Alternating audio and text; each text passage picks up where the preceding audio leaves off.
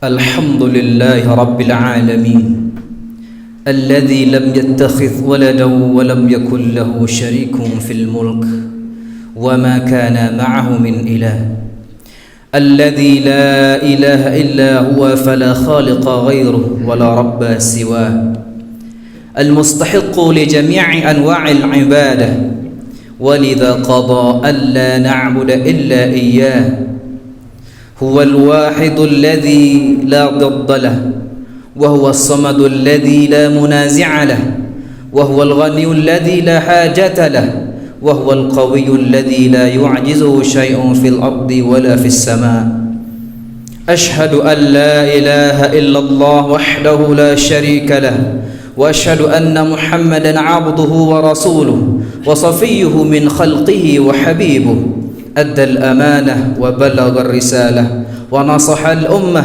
وكشف الله به الغمة وجاهد في الله حق جهاده حتى أتاه اليقين اللهم صل وسلم على هذا النبي الكريم وعلى آله وأصحابه ومن دعا بدعوته وسن بسنته إلى يوم الدين وبعد فيا عباد الله إني أوصيكم ونفسي بتقوى الله فقد فاز المتقون وتزودوا فإن خير الزاد التقوى وحثكم على طاعة الله ورسوله وتمسك بهذا الدين والاستقامة في سبيله حتى يأتينا اليقين فاسمعوا كلام الله تبارك وتعالى في كتاب المحكم التنزيل أعوذ بالله من الشيطان الرجيم بسم الله الرحمن الرحيم يا أيها الذين آمنوا اتقوا الله حق تقاته ولا تموتن إلا وأنتم مسلمون يا أيها الذين آمنوا اتقوا الله وقولوا قولا سديدا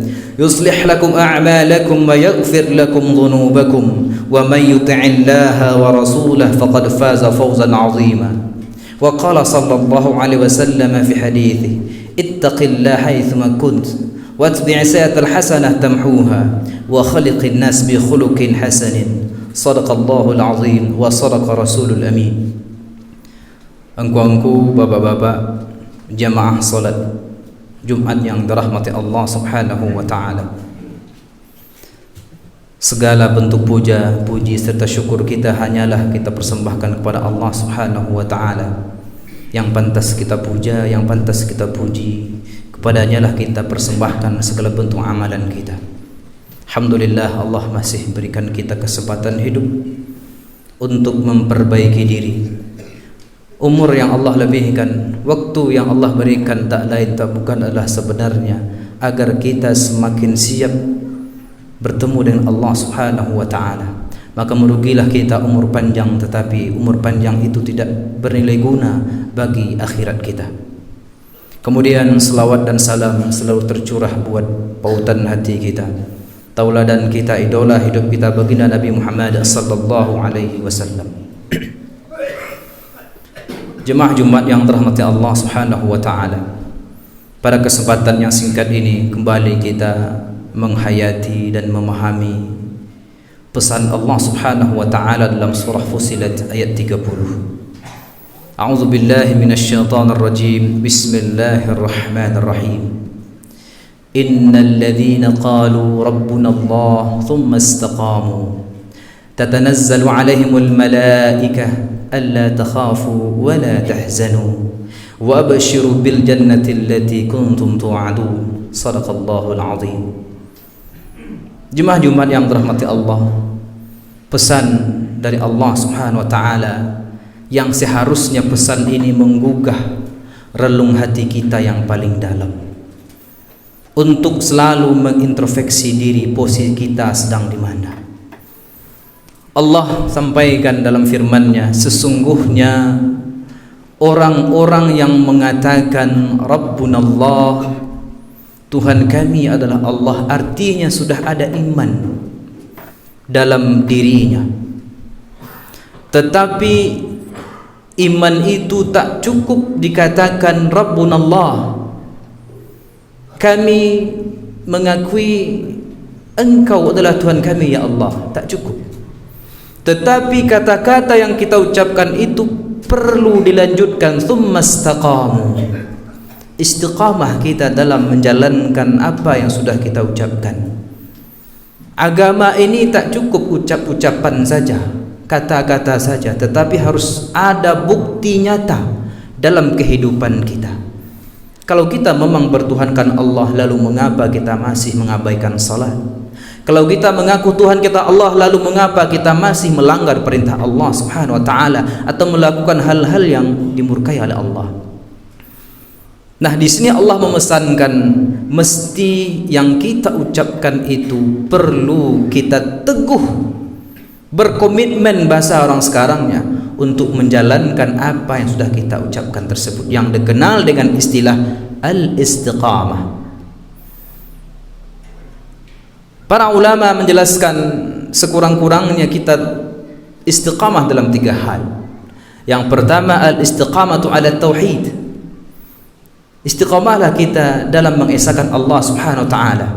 Sesulit apapun hidup kita, sesempit apapun ekonomi kita, jangan sampai pula kita mensekutukan Allah atau berlaku syirik dengan mengadakan sesajian yakin nanti akan berlipat ganda harta kita.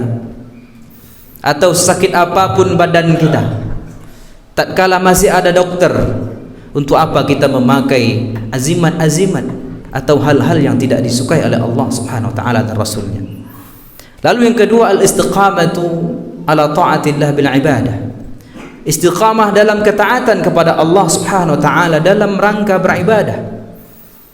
Maka setelah Ramadan akan terlihat 2 kelompok manusia. Ada orang yang menjadi abdan rabbaniyan, hamba Allah yang sejati. Ada juga yang menjadi abdan ramadhaniyan, hanya hamba Allah di bulan Ramadan saja. Di bulan Ramadan dia taat, tetapi di luar Ramadan kembali dia bermaksiat. Lalu yang ketiga, al-istiqamatu alal ikhlas. Selalu kita pertahankan keikhlasan kita dalam beraktivitas, bekerja sesuai dengan profesi kita masing-masing, agar yang kita lakukan itu tidak dapat lelah saja, tetapi juga dapat lillah. Jemaah yang dirahmati Allah Subhanahu wa taala, apa keutamaan, apa bonus yang Allah berikan tatkala kita mampu istiqamah? Allah sendiri yang jelaskan dalam surah Fussilat ayat 30 tersebut. Lanjutan ayat, tatkala kita sudah beriman kepada Allah, lalu kita pertahankan keimanan kita itu, kita istiqamah, lalu Allah Subhanahu wa taala memberikan jaminan Allah tak akan pernah berubah. Jaminan Allah tak akan pernah, Allah itu ingkar janji. Tak sama dengan jaminan kesehatan BPJS, ada ini ada itu syaratnya, tidak. Apa jaminan Allah? Tatanazzalu alaihimul malaikah. Dijelaskan dalam tafsir Al-Quranul Azim oleh Al-Imam Al-Hafidh Ibnu Katsir rahimahullah. Tatanazzalu alaihimul malaikah. Di dalam terjemahan kita baca, malaikat turun kepada mereka. Apa maksudnya? Indal maut. Orang yang istiqamah mempertahankan solat jamaahnya, yang istiqamah baca Al-Qur'annya, yang istiqamah untuk solat di awal waktu dan amalan yang lainnya, tatkala dia meninggal, indal maut atau inda sakaratil maut, Allah turunkan tatanazzalu alaihimul malaikah. Allah turunkan bantuan bukan dari manusia, tetapi malaikat. Istri, anak tak bisa menolong kita banyak tatkala kita menghadapi sakaratul maut, tetapi tatkala Allah turunkan malaikat, apa kata malaikat membimbing kita indal maut, menghadapi kematian? Dalam tafsir tersebut dijelaskan, innal malaikata taqulu ruhil mu'min. Sesungguhnya para malaikat berkata kepada rohnya orang mukmin yang istiqamah ini, ukhruji ayyatuhar ruhut tayyibah fil jasadit tayyib. Bahasa yang sangat romantis dari malaikat. Wahai roh yang bahagia, wahai roh yang mulia, keluarlah engkau dari tubuhmu yang mulia itu. Beda jemaah yang dirahmati Allah, keluar dengan dikeluarkan. Kalau dikeluarkan mungkin dipaksa, ditarik, dihantam dan dibanting. Tetapi ketika dia sudah keluar, dia akan keluar. Sama saja tatkala kita bekerja, mana lebih terhormat kita keluar daripada dikeluarkan. Tentu kita lebih baik keluar.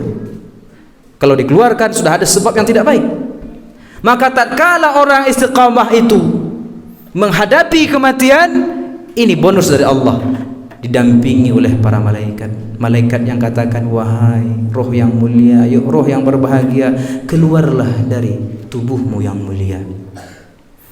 Lalu apalagi jemaah yang dirahmati Allah, ada dua perasaan yang akan selalu menimpa tatkala orang menghadapi sakaratul maut. Yang pertama, Al-Quran mengatakan al-khawf wal huzn, rasa takut yang bersangatan, cemas dan segala macamnya.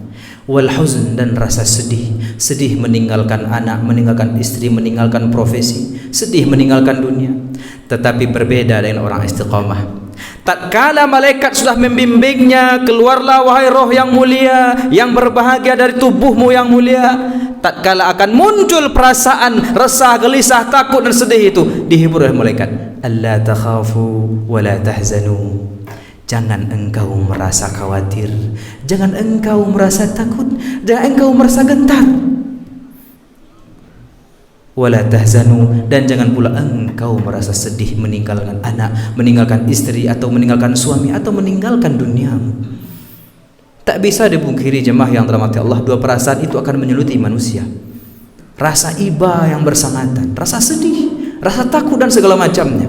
Nah, tatkala orang istiqamah tersebut menghadapi kematian, dia mendapatkan pendampingan dari malaikat dan diberikan kabar gembira dan diberikan pesan bahagia, kata-kata romantis. Agar apa? Agar roh tadi tidak merasa takut. Lalu yang ketiga, wa abshiru bil jannati allati kuntum tu'adun, diberi kabar gembira lagi oleh malaikat.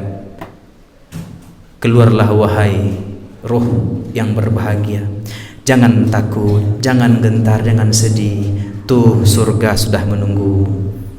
Diberi kabar gembira. Bagaimana tidak, roh itu seolah-olah akan keluar meloncat dengan sendirinya. Kenapa? Karena sudah melihat surga yang akan ditempatinya. Ibarat kita mendapatkan hadiah rumah yang begitu canggih, yang begitu mewah, mungkin triliunan harga satu rumah itu. Datang orang ke rumah kita, bapak, ibu, ini atau si fulan, ini kunci rumah, Anda berhak mendapatkan dan menghuni rumah yang super mewah ini. Mungkin kita tak sabaran ingin melihat seperti apa. Seperti itulah ruh keluar dari jasad tatkala pribadi itu istiqamah. Maka berbeda dengan orang yang angin-anginan, orang yang beribadah seenaknya saja, akan muncul rasa takut, rasa cemas dalam hidupnya dalam menghadapi sakaratul maut. Jemaah yang dirahmati Allah Subhanahu wa taala, kemudian pertanyaannya adalah, setelah kita mendapatkan bonus dari Allah, tentu kita mungkin setelah kita tahu bahwa ada 3 bonus dari Allah, dapat pendampingan dari malaikat, diberikan penguatan oleh malaikat agar tidak takut, tidak gentar, dan diberikan kabar gembira. Tentu mungkin kita ingin juga menjadi pribadi yang seperti itu. Lalu kaifa tastaqim, bagaimana upaya atau cara kita agar menjadi pribadi yang istiqamah? Jemaah yang dirahmati Allah, tak bisa dipungkiri bahwa tatkala kita menghadapi kematian, mungkin di saat kita sadar ini mudah saja kita mengatakan la ilaha illallah, tetapi nanti ketika sakaratul maut belum tentu. Karena akhir hidup itulah, akhirnya penutupan seperti apa yang akan kita dapatkan, itulah yang menentukan kita. Banyak orang yang amalannya baik, tetapi di ujung hayatnya dia ternyata tergelincir. Dan banyak orang yang hidupnya buruk, perangainya, akhlaknya, segala macam, tapi di akhir hayatnya dapat hidayah dari Allah, akhirnya dia husnul khatimah. Maka kita mesti istiqamah, karena kita tidak tahu seperti apa nanti Allah cabut, Allah panggil kita, dalam ketaatankah atau dalam kemaksiatan. Lalu sekurang-kurangnya ada 7 langkah yang bisa kita lakukan untuk mencapai pribadi yang istiqamah. Jemaah yang dirahmati Allah Subhanahu wa taala, langkah yang pertama agar kita menjadi pribadi yang istiqamah adalah fahmu amiq makna asyhadatain. Kita mesti kembali memahami dengan baik, dengan benar hakikat syahadat yang sering-sering kita ulang. Bukti pentingnya syahadat, setiap solat kita ulang. Apakah Allah tak percaya dengan persaksian kita? Percaya. Tetapi yang namanya manusia sering lupa, sering lalai, maka perlu diingatkan berulang-ulang mengucapkan syahadat.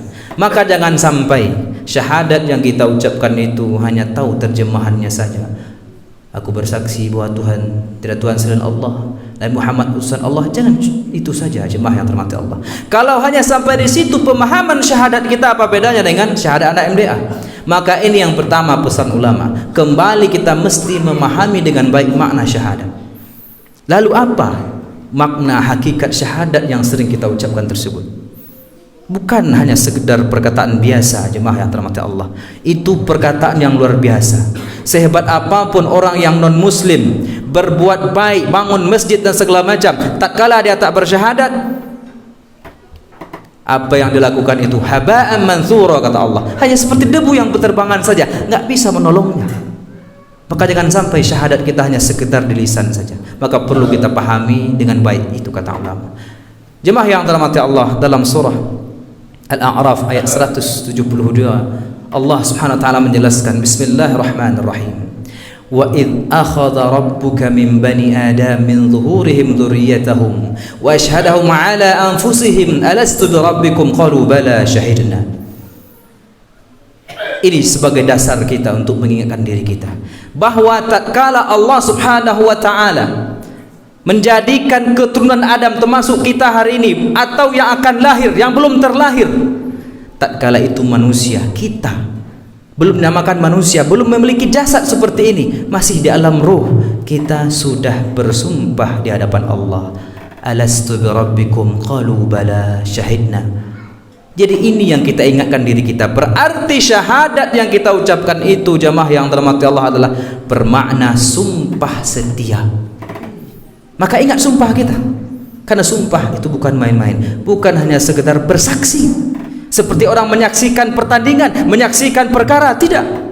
Tetapi itu adalah sumpah setia kita kepada Allah, bertuhankan Allah, berarti menjalankan syariat Allah, tidak atas suka-suka kita, tetapi karena Allah Subhanahu wa ta'ala. Nah, ini makna dari syahadat yang kita ucapkan tersebut, yaitu sumpah.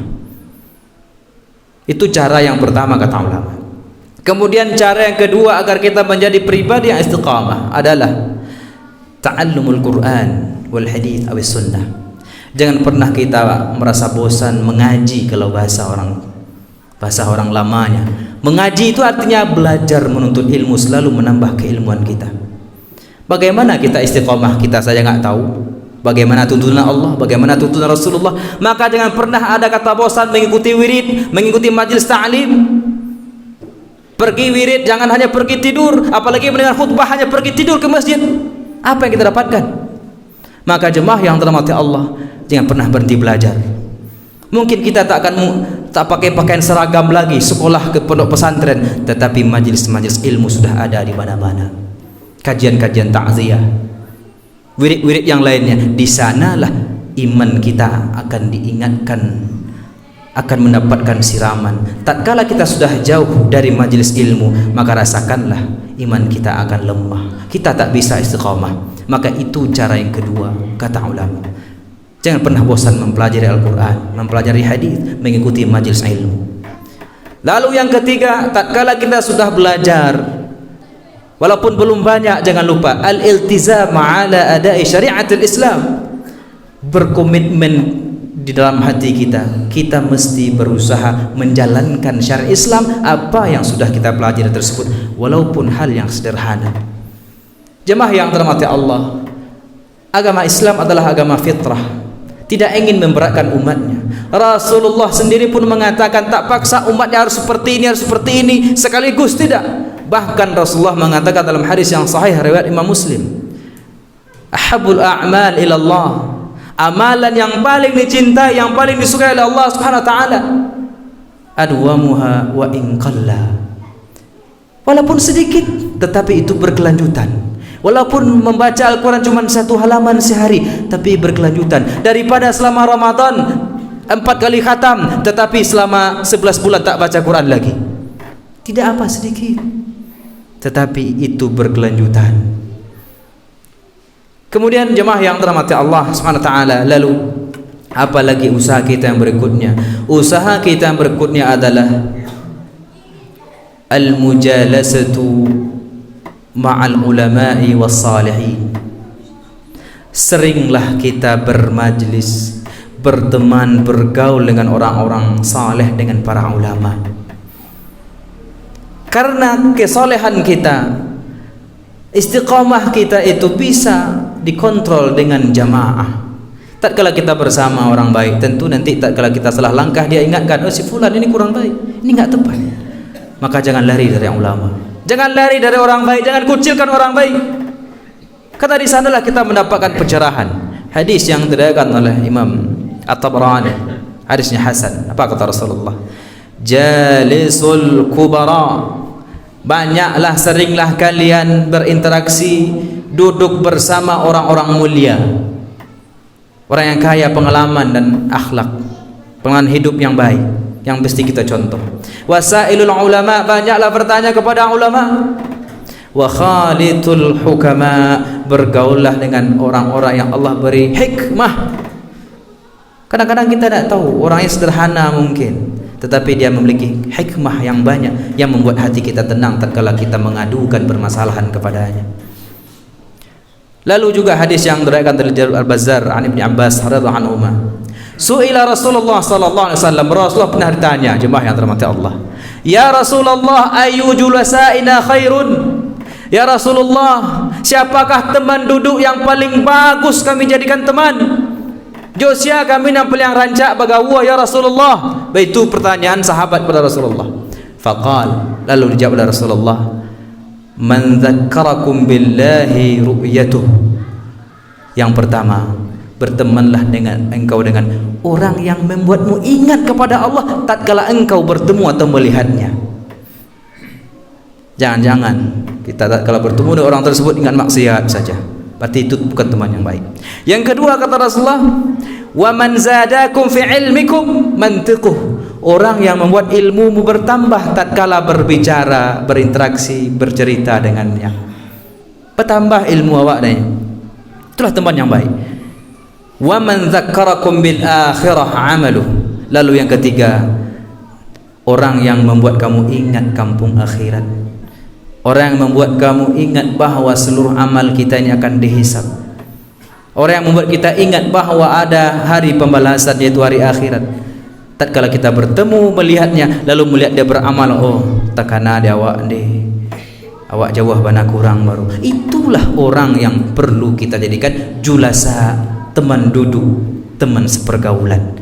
Jemaah yang dirahmati Allah Subhanahu wa taala, lingkungan sangat mempengaruhi kita untuk melakukan ketaatan. Tatkala kita bergaul dengan orang-orang yang pendusta, sedikit banyaknya kita akan ikut berdusta. Bergaul kita dengan orang-orang yang suka bermain benda-benda najis, sekurangnya kita akan kena percikan najis. Maka hati-hati, kita mesti pilih-pilih teman akhirat. Teman dunia silahkan, tapi teman akhirat jangan sampai kita abaikan. Lalu jemaah yang dirahmati Allah Subhanahu wa taala, lalu apa lagi yang berikutnya? Yang berikutnya adalah al-istima' atau al-qira'atu anil hikayatil ulama'i was salihin. Sering-seringlah kita mendengar atau membaca kisah-kisah, cerita-cerita orang-orang saleh yang sudah mendahului kita. Kita mesti melihat perjuangannya para sahabat. Bilal bin Rabah, bagaimana perjuangan beliau, bagaimana perjuangan ulama-ulama kita mempertahankan akidahnya, sehingga tatkala kita membaca, mendengar kisah inspiratif tersebut, menambah spirit iman kita. Jangankan kita, jemaah yang dirahmati Allah, Imam Abu Hanifah, kita tahu Imam Hanafi, Abu Hanifah rahimahullah, imam yang pertama, Imam Hanafi, Imam Maliki, Imam Syafi'i, Imam Hambali, beliau mengungkapkan apa ungkapan indah dari Imam Abu Hanifah, al-hikayatu 'anil ulama ahabbu ilayya katsiran minal fiqh. Mendengarkan kisahnya para ulama, orang-orang saleh, itu lebih aku cintai minal fiqh, daripada belajar fikih. Maka tak salah kita mendengarkan kisah-kisah dari tetua kita, dari senior-senior kita, bagaimana kisah kesolehan. atau kita baca mungkin di buku-buku yang ada di rumah kita, atau mendengarkan kisah-kisah tersebut di dalam kajian-kajian, karena itu memberikan inspirasi dalam hidup kita. Lalu yang terakhir jemaah yang dirahmati Allah adalah seringlah kita bermuhasabah. Seringlah kita introspeksi diri. Bagaimana muhasabah sederhana? Sebelum kita tidur, tanyalah tangan kita, wahai tangan, adakah maksiatmu hari ini? Wahai mata, adakah maksiatmu hari ini? Adakah engkau melihat satu hal yang diharamkan oleh Allah? Wahai telinga, apakah kamu banyak mendengarkan gunjingan dan kata-kata yang tidak bermanfaat? Wahai lidah dan wahai yang lainnya. Lakukan itu setiap malam. Sebelum kita tidur, jangan fikirkan hanya apa yang akan saya kerjakan besok, apalagi bisnis yang saya lakukan, tapi kita pikirkan juga bagaimana untuk akhirat kita. Ya Allah, bagaimana tangan hari ini? Nah, tatkala kita tahu bahwa tangan itu banyak dosa, astagfirullahaladzim, banyak istighfar. Mungkin mulut ini banyak dosa terkait dengan orang, menuduh orang tanpa bukti, memfitnah orang segala macamnya. Minta maaf kepada orangnya, minta ampun kepada Allah Subhanahu wa taala. Agar apa?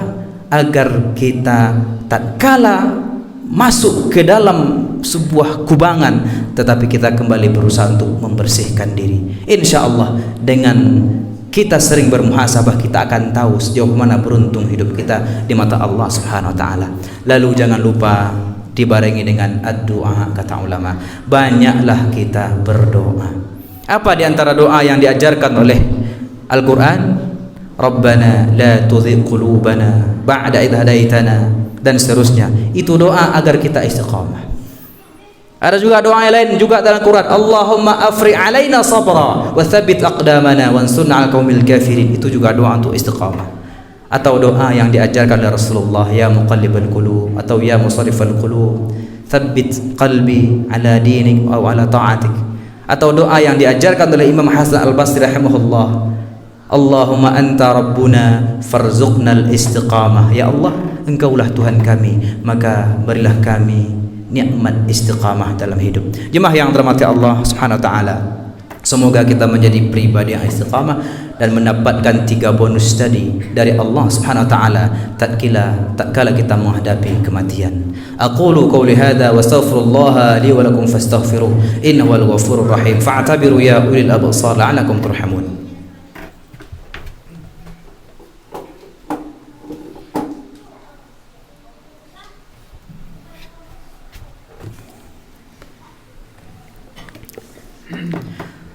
الحمد لله الذي ألف بين قلوبنا في الإسلام فأصبحنا بنعمته إخوانا. أشهد أن لا إله إلا الله وحده لا شريك له، وأشهد أن محمدا عبده ورسوله وصفيه من خلقه وحبيبه، أدى الأمانة وبلغ الرسالة ونصح الأمة وكشف الله بالغمة وجاهد في الله حق جهاده حتى أتاه اليقين. اللهم صل وسلم على هذا النبي الكريم وعلى آله وأصحابه ومن دعا بدعوته وسن بسنته إلى يوم الدين. وبعد، فيا عباد الله إني أوصيكم ونفسي بتقوى الله فقد فاز المتقون، وتزودوا فإن خير الزاد التقوى، وحثكم على طاعة الله ورسوله وتمسك بهذا الدين والاستقامة في سبيله حتى يأتنا اليقين. فاسمعوا كلام الله في القرآن الكريم، يا أيها الذين آمنوا اتقوا الله ولتنظر نفس ما قدمت لغد إن الله وملائكته يصلون على النبي يا أيها الذين آمنوا صلوا عليه وسلموا تسليما. اللهم صل على محمد وعلى محمد كما صليت على إبراهيم وعلى إبراهيم، وبارك على محمد وعلى محمد كما باركت على إبراهيم وعلى إبراهيم في العالمين إنك حميد مجيد. اللهم اغفر للمسلمين المسلمات والمؤمنين المؤمنات الأحياء منهم الأموات إنك سميع قريب مجيب الدعوات ويا قاضي الحاجات. يا الله يا ربنا إننا ظلمنا أنفسنا وإن لم تغفر لنا وترحمنا لنكونن من الخاسرين. اللهم ربنا لا تزغ قلوبنا بعد إذ هديتنا وهب لنا من لدنك رحمة إنك أنت الوهاب. يا الله يا رزاق، اللهم ارزقنا توفيق الطاعة وبعد المعصية وصدق النية وعرفان الحرمة، واكرمنا بالتقوى والاستقامة، وسدد ألسنتنا يا الله بالصواب والحكمة، واملأ قلوبنا بالإيمان والمعرفة، وطهر بطوننا من الحرام والشبهة برحمتك أرحم الراحمين. ربنا تقبل منا إنك أنت السميع العليم وتب علينا يا الله إنك أنت التواب الرحيم. ربنا آتنا في الدنيا حسنة وفي الآخرة حسنة وقنا عذاب النار. سبحان ربك رب العزة عما يصفون والسلام على المرسلين والحمد لله رب العالمين. أقيموا الصلاة.